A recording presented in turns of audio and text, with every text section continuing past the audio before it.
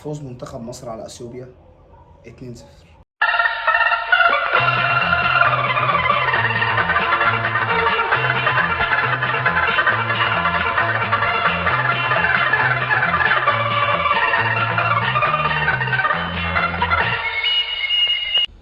بسم الله الرحمن الرحيم. اللهم صل وسلم وبارك على سيدنا محمد عليه افضل الصلاه والسلام. النهارده منتخب مصر كسب اثيوبيا 2-0. طبعا انت كده تصعد كاس عالم، يعني دي ما فيهاش كلام. انت تصعد كاس عالم ما عندكش ازمه، لكن انت الازمه الحقيقيه ان انت كل ما تتفرج على ماتشات لحسام حسن انت بتقعد تفكر وتبقى هتتجنن. انت بتلعب بايه، او بتلعب ايه، او بخطه ايه، او مين دول، او في ايه. خطه حكشه. انت بتلعب مع حسام حسن بخطه حكشه. ليه؟ انت ما بتنفذش اي حاجه. ايه الخطه؟ مفيش خطه. حسام حسن من 1901 1910 بيلعب بخطه يلا كلنا لعيبه جامده، كلنا بنضغط ضغط عالي شرس من اول 3 ثواني في الماتش، حاجه تجيب صداع. طب يمكن عنده افكار، يمكن دي استراتيجيه، تمام. ايه بقى بعد كده اللي بيتم؟ مفيش. طب في فكره؟ مفيش. في نمط؟ مفيش. في اي حاجه، او اي افكار. يعني انا اعتقد ان حسام حسن ده بينزل ما بيقول لهمش حتى بنلعب بخطه كذا كذا كذا، لا. هو بيلعب بخطه يلا كلنا لعيبه جامده، يلا انا معايا محمد صلاح ومعايا مرموش لعيبه محترفين، يلا. خطه ايه ما تعرفش. طب طب هل ده انت عندك بقى في زيزو وتريزيجيه بيلعبوا تمانيتين. طب ده ايه؟ ده ما تفهمش. زيزو مع صلاح مع محمد هاني في الجبهه اليمين، زحمه جباره. انا عايز اقول لك بقى، انا النهارده مش هكلمك عن جوده اللعيبه، ان مين جودته ايه فاخترناه ليه، لا. انا بكلمك على الادوار ومراكز اللعيبه. زيزو وتريزيجيه تمانيتين، دي حاجه يعني مش ممكن، حاجه ما شفناهاش في حته. انا مش هقول لك بقى ده لعيب جودته عاليه، ده لعيب جودته قليله. ايه زيزو وتريزيجيه تمانيتين دي؟ يعني ايه زيزو وتريزيجيه تمانيتين؟ يعني ايه محمد هاني في المنتخب؟ يعني ايه الشناوي لسه في المنتخب وبيلعب اساسي؟ الشناوي في المنتخب وبيلعب اساسي. مش هكلمك بقى عن الافكار وان احنا محتاجين اللعيبه الشباب تخش المنتخب عشان تحضر لكاس عالم، تحضر افريقيا. كده كده كله عدى عليه خلاص. انت افريقيا كلها شهرين، كاس عالم خلاص في ظهره، خلاص. فانت اي تفكير مش هتفكره. حمدي فتحي، مش هكلمك هو في المنتخب ليه، لا، انا هقول لك هو حمدي فتحي لماذا يمارس كره القدم اصلا. ده لعيب لعب واسطه، تودوه المنتخب. يعني هو لعيب، هو في مراحل الناشئين ده لعب واسطه. عارف ان في ناس عندها افكار مرعبه وغريبه وحاجات بره كره القدم هتقول لك ان حمدي فتحي ده لعيب كويس. ده ماليش علاقه بيهم. لعيب، مش هقول لك بقى، مش هكبر الكلام واقول لك ما عندوش اساسيات كره القدم. هو لعيب ما بيعرفش يلعب كوره، هو لعيب ما بيعرفش يلعب كوره. فانا يعني انت تحس ان انت عايز تفكر، عايز تتكلم، انت بتتكلم في مشكله، في ظهر مشكله، في ظهر ازمه، في ظهر ضحك، في ظهر حاجات انت مش فاهمها، في ظهر ايه ده ازاي ده حصل. من اول التشكيل، من اول الاختيارات اللي كلها مجاملات، من اول الاختيارات لحد احنا بنلعب ازاي. يا انت اسامه فيصل مهاجم منتخب مصر، هتقول انت ما عندكش ناس، ما عندكش مهاجمين، هسكت. ايه مرموش وتريزيجيه في جبهه واحده دي؟ ايه اصلا تريزيجيه ده؟ ايه تريزيجيه 8؟ مش هقول لك ده. يعني انا كنت بقعد اجهز نقط عشان اتكلم، تحس ان انت بقى مش قادر. يعني انا النهارده بقول لك انت مجاملات. هي بص، خطه حكشه، مجاملات حسام حسن. بص، كام نقطه كده سريعه انت تحس ان انت مش عارف تتكلم في ايه. مفيش حاجه بتتقدم. تعالى بقى نتكلم بقى شويه بجد عن الخصوم وعن الكوره. سيبك بقى من الحكشه اللي احنا بنقدمها عشان هنفضل نعيد ونزيد فيها. انت لو قابلت منتخبات كبيره هتعمل ايه؟ حسام حسن ما بيرضاش يلعب منتخبات كبيره ليه اصلا؟ ماتشات وديه، دي كارثه. طب انت بتضغط ضغط عالي شرس، بتخلي لعيبتك الشوط الثاني مش قادره. لعيبتك الشوط الثاني بتبقى استنفذت بدنيا وذهنيا وكل حاجه. بتيجي الشوط الثاني انت مش قادر، بتيجي انت عايش حياتك وافكارك كلها ان محمد صلاح يعمل لي حاجه خزعبليه تخليني اكسب الماتش. طب انت هتخش افريقيا، هتلاعب المغرب، هتلاعب السنغال، هتلاعب كوت ديفوار، هتلاعب نيجيريا، هتلاعب جنوب افريقيا، هتلاعب منتخبات بتلعب كوره بجد. هتعمل ايه؟ هتلاعبهم بخطه يلا كلنا نهاجم عشان كلنا لعيبه، عندنا لعيبه جامده في المنتخب عشان عندنا صلاح، يلا كلنا نضغط عالي من الثانيه واحد. المنتخبات دي عندها افكار، المنتخبات دي هتسيب لك ان انت تضغط، وهيجي الشوط التاني هيموتك. انت اصلا بتضغط بدون افكار، انت بتضغط بتريزيجيه وزيزو، لعيبه مش تمانيات. انا مش هكلمك عن الجوده، مش هكلمك اقول لك احنا مختارين لعيبه حلوه ولا وحشه، بس هكلمك انت بتلعب باتنين تمانيات. طب فين استعاده الكوره؟ انت بتلعب بحمدي فتحي سته، طب التمانيتين بتاعك اللي المفروض بيطلعوا في الهجمات بيزيدوا جوه ال 18 الاثنين لعيبه خط. انت فاهم كده؟ انت كحسام حسن فاهم كده؟ الاثنين لعيبه خط. طب انت فاهم ان الاثنين دول مش هيعرفوا يدافعوا معاك؟ يمكن تريزيجيه بيسمع الكلام شويه بيرجع يدافع عشان هو عارف انه ابيض، فبيحاول بيعوض ده بسمعان الكلام. طب هو ده انت لما تلعب لعيبه منتخبات كبيره ومحتاج يبقى عندك حلول غير انك تفضل تضغط زي الكلب السعران بتجري عايز تنهش.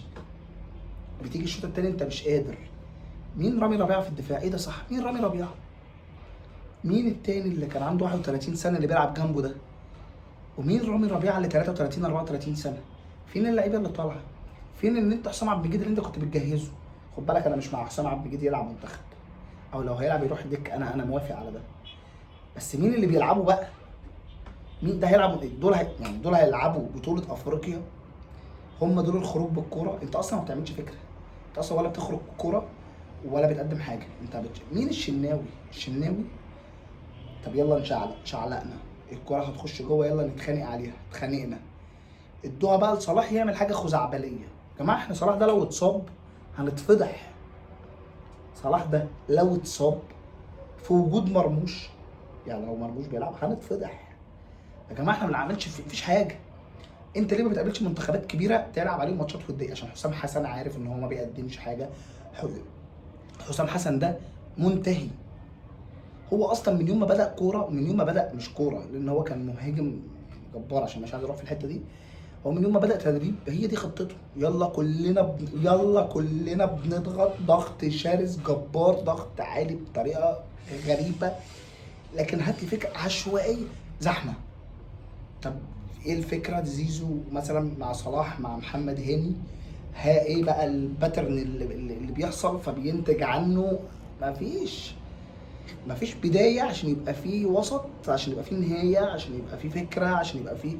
هو بقى عايش على الاطلال بتاعت الجوهري. النهارده مرتين فاول بيتلعب كده، هتتزق كده تيجي كده يلا نعمل واحده زي بتاعت الجوهري.